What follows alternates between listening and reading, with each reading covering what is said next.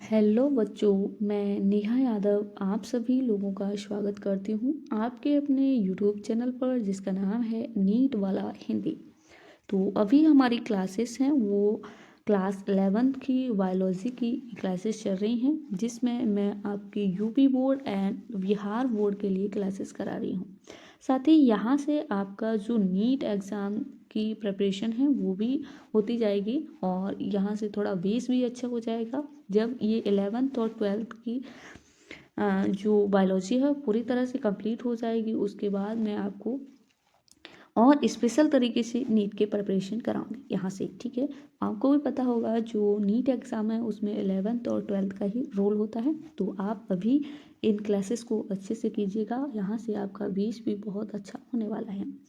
तो ये हमारी क्लास नंबर 3 है। इससे पहले मैं 2 क्लासेस करा चुकी हूँ।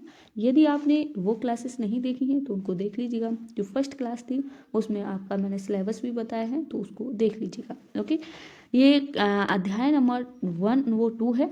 1 मैं कंप्लीट करा चुकी हूँ। जो अध्याय नंबर 2 है इसका नाम है जीव जगत का वर्गीकरण। ओके, जिसमें हम वर्गीकरण को भी देखेंगे, क्लासिफिकेशन को, और जीवाणु जो बैक्टीरिया हैं उनके बारे में बात करने वाले हैं। ओके, तो आइए स्टार्ट करते हैं। अध्याय नंबर 2 जीव जगत का वर्गीकरण, बायोलॉजिकल क्लासिफिकेशन। अच्छा, ये बताओ, हम जो ये जीव हैं इनका हमने क्लासिफिकेशन वर्गीकरण क्यों किया? क्योंकि जो पृथ्वी पर हैं और बहुत ही संख्या में जीव उपस्थित हैं। मैंने आपको पिछली क्लासेस में भी बताया है, जो 1.7 से 1.8 मिलियन के लगभग में है। तो जो इनका वर्गीकरण यानी कि क्लासिफिकेशन जो मनुष्य है वो शुरू से ही करते आ रहे हैं, लेकिन कोई भी वैज्ञानिक मापदंड न मिलने के कारण इनका जो क्लासिफिकेशन था वो संभव नहीं हो पाया। जैसे सभ्यता के प्रारंभ से ही जो मानव था उसने प्राणियों के वर्गीकरण के अनेक प्रयास किए थे, वर्गीकरण के प्रयास, लेकिन वैज्ञानिक मापदंड पर नहीं कर पाए थे। तो उन्होंने कैसे किए थे? जैसे खाने के आधार पर, रहने के आधार पर और इन्हीं संस्कृति के आधार पर वर्गीकरण किया था। लेकिन बाद में सर्वप्रथम कौन आते हैं जिनका नाम था कौन से वैज्ञानिक? अरस्तु। इन्होंने जीवों का क्लासिफिकेशन यानी कि वर्गीकरण किया 2 भागों में। सर्वप्रथम किसने किया? तो अरस्तु ने। ध्यान रखिएगा वैज्ञानिक मापदंड पर। इन्होंने ये जो जीवों को 2 भागों में बांटा, एक था पादप, दूसरा था प्राणी। पादप यानी कि प्लांट और दूसरा क्या था? प्राणी यानी कि एनिमल। पादपों को 3 भागों में वर्गीकृत किया। वृक्ष उनके आकार के आधार पर, वृक्ष जो सबसे बड़े होते हैं, झाड़ी फिर उससे छोटे, और फिर क्या? शाख। ध्यान रखिएगा यहाँ पर ये टाइपिंग मिस्टेक होने वाला है, शाख होगा। ओके, ठीक है। तो इन वो थे अरस्तु ने पादपों को कितने भागों में बांटा? 3 में, वृक्ष, झाड़ी, शाख। ध्यान रखिएगा सर्वप्रथम। फिर उसके बाद प्राणियों को 2 भागों में बांटा, उनके लाल रंग की उपस्थिति के आधार पर। एक तरफ तो जो लाल रंग उपस्थित था उनको किया, और दूसरी तरफ जो जिनमें लाल रंग की अनुपस्थिति थी उनके आधार पर। ठीक है, तो प्राणियों को कितने भागों में बांटा? 2 भागों में। ध्यान रखिएगा।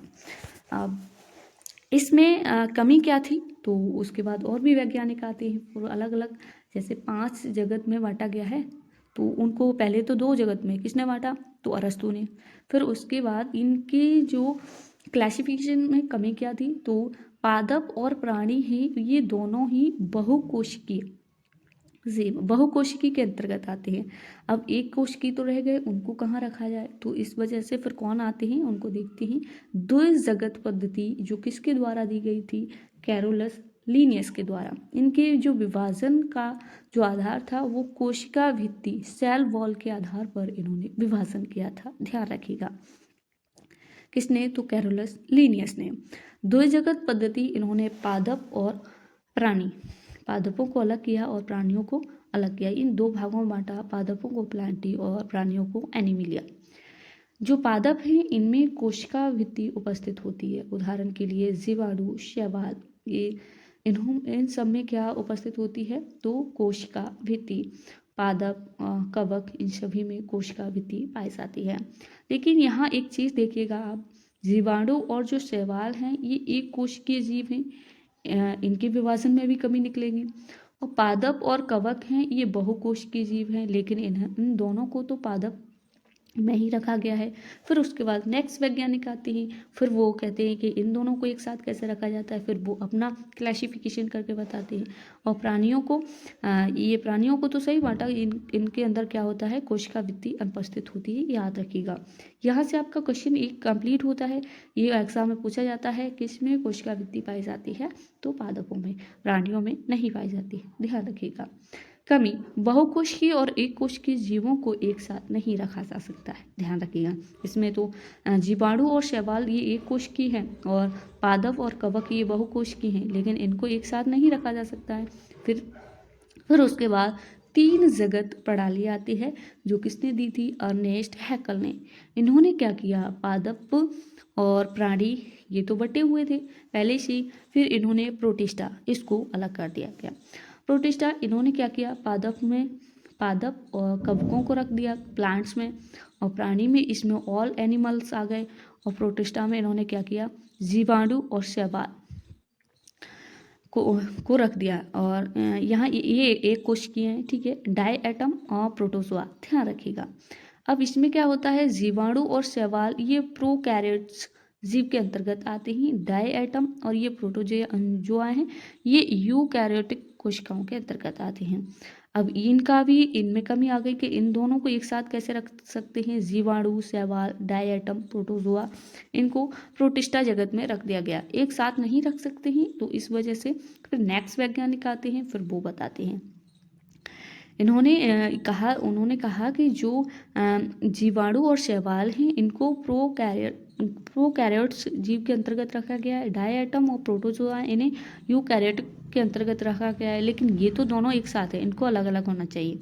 फिर क्या होता है, 4 जगत यानी कि जो पद्धति होती है या 4 जगत प्रणाली होती है, फिर ये किसके द्वारा दी जाती है, तो कॉपलैंड के द्वारा। ये क्या करते हैं, ये एक नया सा कर देते हैं, मोनेरा किंगडम। मोनेरा, प्रोटिस्टा, पादप और प्राणी। अब मोनेरा में क्या करते हैं, ये प्रोकैरियोट्स जीव को रख देते हैं मोनेरा में, और प्रोटोजोआ में डाई एटम्स, और ये पादपों में पौधे और कवक आते हैं, और जो प्राणी हैं इनमें क्या आ जाते हैं, जंतु। फिर इनमें भी कमी निकलती है, इनमें क्या कमी निकलती है कि जो पौधे और कवक हैं इनको एक साथ नहीं रखा जा सकता है, क्योंकि ये पोषण के आधार पर अलग अलग हैं। कैसे कि जो कवक हैं, कवक और पौधे ये को एक साथ नहीं रखा जा सकता। क्यों नहीं रखा जा सकता है, जो पौधे हैं ये स्वपोषी होते हैं और कवक कैसे होते हैं, परपोषी, तो इनका भी विभाजन होना चाहिए, इनको भी क्लासीफाई करना चाहिए। तो फिर क्या आता है, 5 जगत प्रणाली, जो R.H. व्हिटेकर ने दी थी, 5 जगत प्रणाली, याद रखिएगा। यहाँ पर टाइपिंग मिस्टेक है, व्हिटेकर कैसे लिखा जाएगा तो देख लीजिएगा, ओके। इन्होंने दी थी, कब दी थी, तो ये डेट लिख लीजिएगा, सन 1969 यानी कि 1969 में, ठीक है। ये इनके द्वारा दी गई थी 5 जगत पद्धति। इस पद्धति के अंतर्गत सम्मिलित किए जाने वाले जगतों के नाम क्या हैं, मोनेरा, प्रोटिस्टा, कवक, पादप और क्या है, प्राणी, ध्यान रखिएगा। ऐसे भी हम देख सकते हैं, Monera, protista, fungi, Plantae, Animalia, याद रखिएगा। मोनेरा ये जीवाणु प्रोकैरियोट्स के अंतर्गत आते हैं, और प्रोटिस्टा जो है प्रोटिस्टा, कवक, पादप और ये प्राणी ये यूकैरियोट्स के अंतर्गत आते हैं, ध्यान रखिएगा। मोनेरा, ये ओनली जो मोनेरा है, मोनेरा जीवाणु है, ये किसके अंतर्गत आते हैं, प्रोकैरियोट्स के अंतर्गत। और ये जो 4 जगत हैं, जैसे प्रोटिस्टा, कवक, पादप, प्राणी, ये यूकैरियोट्स के अंतर्गत आते हैं, ध्यान रखिएगा। अब हम कोशिका के आधार पर इनको देखते हैं। मोनेरा और जो प्रोटिस्टा हैं ये एक कोशिकीय जीव हैं, याद रखिएगा। कवक, पादप, प्राणी ये क्या है, बहुकोशिकीय जीव, इनको भी याद रखिएगा। अब मोनेरा जगत के अंतर्गत और प्रोटिस्टा जगत के अंतर्गत जितने भी जीव आएंगे वो क्या कहलाएंगे, एक कोशिकीय। और कवक, पादप और प्राणी ये 3 जो जगत है इनके अंतर्गत कौन से जीव आएंगे, तो बहुकोशिकीय, ध्यान रखिएगा। ओके, मोनेरा और प्रोटिस्टा के अंतर्गत कैसे जीव रहने वाले हैं, तो एक कोशिकीय, याद रखिएगा। नेक्स्ट जो 5 जगत प्रणाली थी उसके वर्गीकरण का आधार क्या था, तो उसको भी देखते हैं।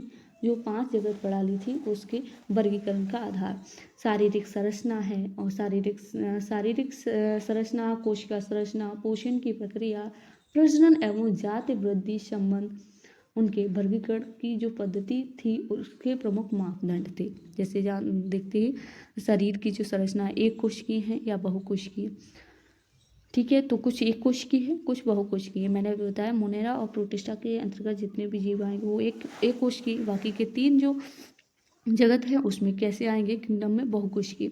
कोशिका का संगठन यूकैरियोट्स या प्रोकैरियोट्स, प्रोकैरियोटिक कुछ भी मान लो, ठीक है। भोजन या पोषण के आधार पर कुछ स्वपोषी होते हैं, कुछ परपोषी होते हैं। पौधे स्वपोषी होते हैं और कवक कैसे होते हैं, परपोषी। प्रजनन के आधार पर भी इनका वर्गीकरण किया गया था, और जातीय वृद्धि संबंध के आधार पर ध्यान रखिएगा। तो देखते हैं मोनेरा जगत, ओके, मोनेरा किंगडम। ये एक कोशिकीय जीव हैं। कैसे हैं, एक कोशिकीय, ध्यान रखें, मैंने बता दिया है। जितने भी बैक्टीरिया होते हैं वो सभी किसके अंतर्गत आते हैं, मोनेरा के अंतर्गत। सभी बैक्टीरिया मोनेरा जगत के अंतर्गत आते हैं। ये सूक्ष्म जीव होते हैं, सर्वाधिक संख्या में पाए जाने वाले जीव है। जैसे ये कहाँ पाए जाते हैं, गर्म जल के झरने, मरुस्थल, बर्फ और गहरे समुद्र आदि में ये पाए जाते हैं, ध्यान रखिएगा। आकार के आधार पर बैक्टीरिया को 4 भागों में बांटा गया है, या 4 समूहों में। गोलाकार होते हैं, छड़ाकार और वेसिलस होते हैं, और कैसे होते हैं, सर्पिलाकार, ध्यान रखिएगा, सर्पिलाकार। ये बैक्टीरिया के जो आकार के आधार पर ये 4 समूह हैं। ये यहाँ पर मैंने इनका स्ट्रक्चर भी बना दिया है, तो आप देख लीजिएगा।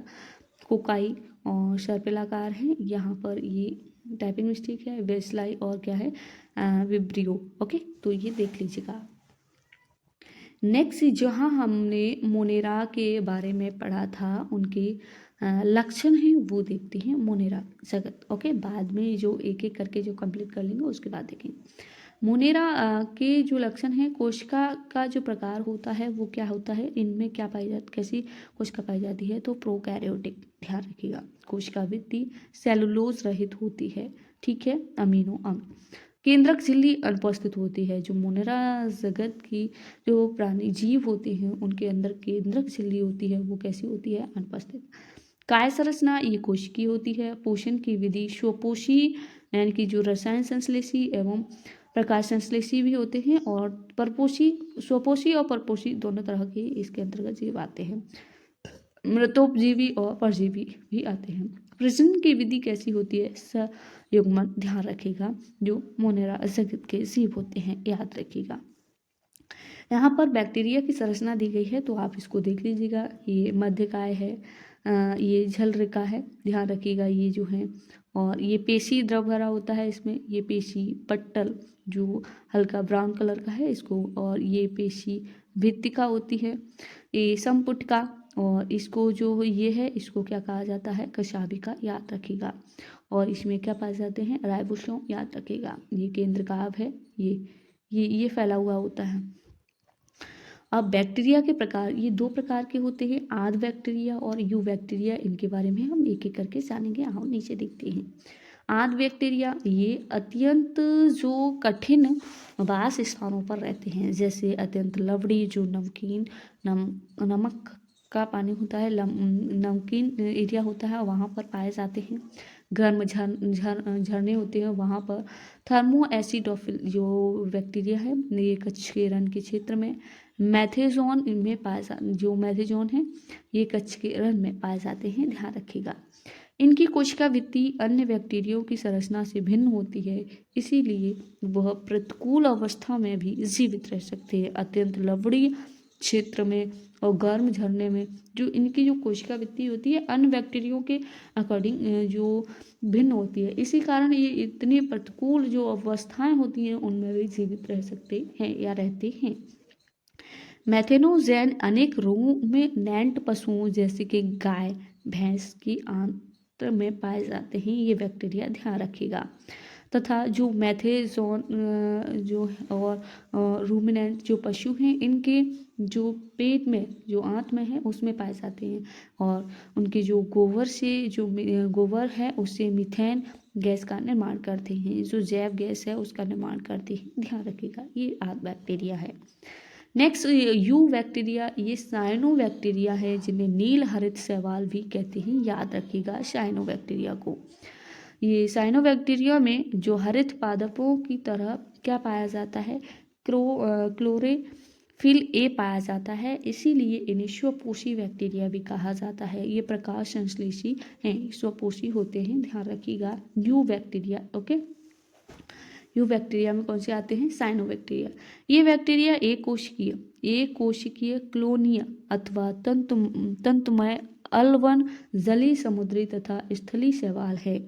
इनकी क्लोनी जालीनुमा आवरण से ढकी होती है जो प्रदूषित जल में बहुत फूलते फलते हैं। जो गंदा जल होता है उसमें ज़्यादा फूलते फलते हैं।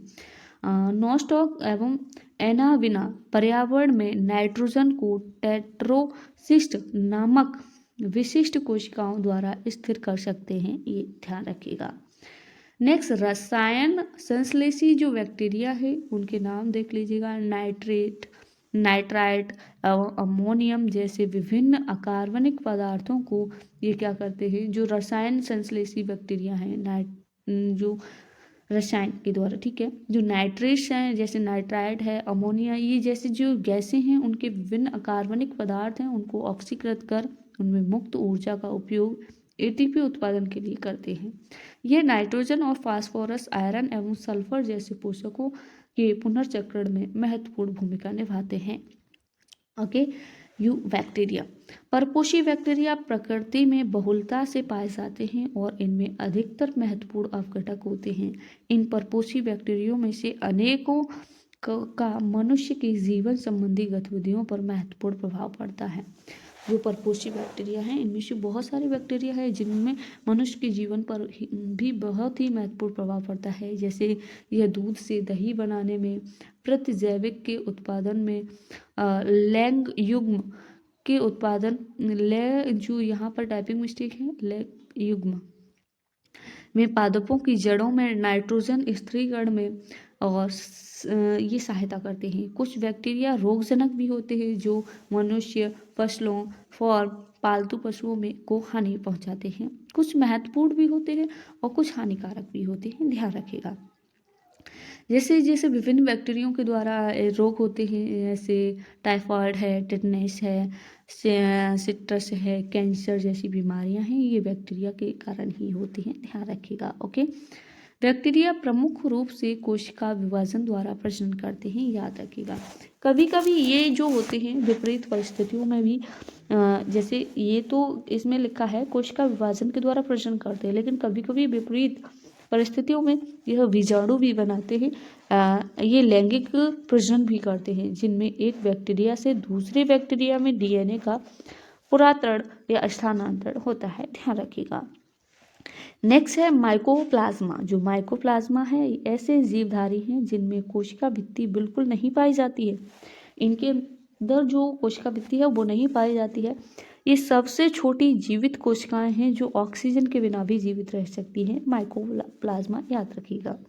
अनेक माइकोप्लाज्मा प्राणियों तथा पादपों के लिए रोगजनक होती हैं। जैसे वॉकिंग निमोनिया है, ये फेफड़ों का संक्रमण है जो माइकोप्लाज्मा के द्वारा ही होते हैं। और गले में खराश हो जाना, कान में संक्रमण हो जाना, ये माइकोप्लाज्मा जो जीवधारी हैं इन्हीं के कारण ये रोग हो जाती हैं। ध्यान रखिएगा। ओके, तो ये थी आज की हमारी क्लास। तो आई होप आपको क्लास समझ आई होगी। साथ ही यदि आप चैनल पर नए आए हैं तो प्लीज़ चैनल को सब्सक्राइब एंड वीडियो को लाइक, हो सके तो एक प्यारा सा कमेंट भी कर दीजिएगा। ओके, यदि आपको इस क्लास की PDF चाहिए तो आप हमको बता देना, तो मैं टेलीग्राम चैनल पर इन सभी क्लासेस की PDF डाल दूंगी जहां से आप अपना रिवीजन कर सकते हैं। तो मिलते हैं नेक्स्ट क्लास के साथ। तब तक के लिए आप अपना ख्याल रखिएगा, अच्छे से तैयारी करते रहिएगा।